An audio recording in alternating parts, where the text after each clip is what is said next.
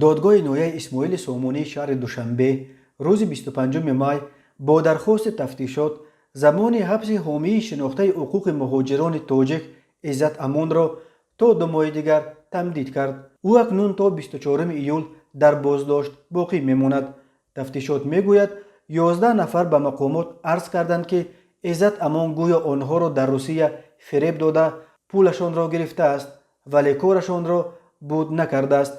عزت امان که روز 25 مارس سال جاری به طور مرموز از مسکو به دوشنبه استرداد شد، بر اساس قسم 4 ماده 247 کودکس جنایتی تاجیکستان به قلابی به مبلغ بزرگ ایبدار می شود.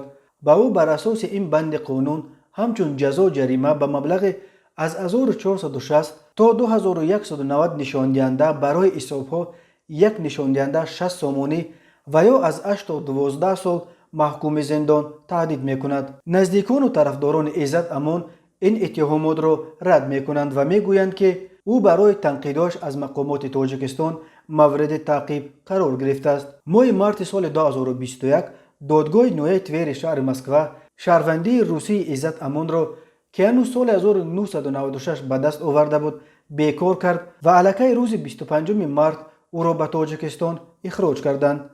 وزارت کارهای داخلی تاجیکستان روز بعد اعلان کرد که عزت امان در این وزارت در بازداشت قرار دارد و به ضدش با اتهام قلابی پرونده جنایتی گشودند.